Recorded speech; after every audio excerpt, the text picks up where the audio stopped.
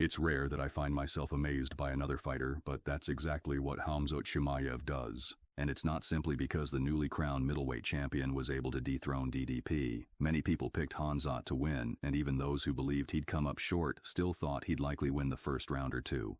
What makes his victory so impressive was his seemingly improved stamina, and while there have been several theories as to why Chimaev gasses out in fights, that's not something I plan to go into at the moment. Whatever the reason it was or specific adjustment he's made in training is a separate topic to how his future opponents could potentially overcome the new champ.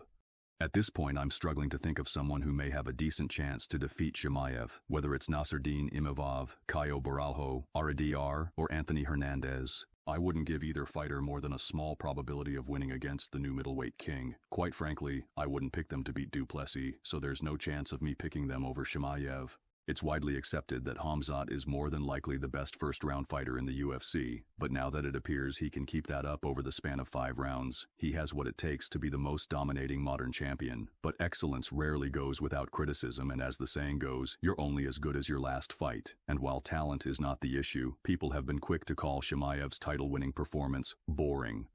I won't go into too much on that aspect, but I largely agree with Luke Thomas regarding how much blame would be on DDP for the fight being maybe not the most exciting, but I doubt any of these criticisms would be stated had there been a finish, and the former champ is one tough SOB, and many other fighters would have crumbled under Chimaev's smothering style and wouldn't have made it to the final buzzer.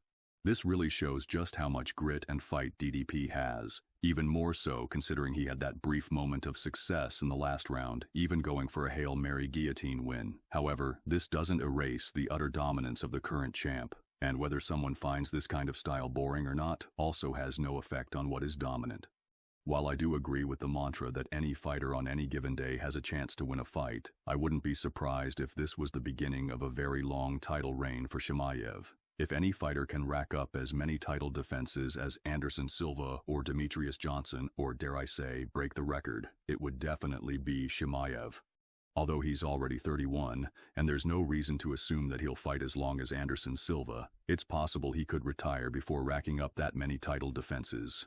But it would really be something to see if the champ can pull it off, and if he's unable to accomplish such a feat, it'll be incredibly interesting to see which fighter is able to overcome the champ.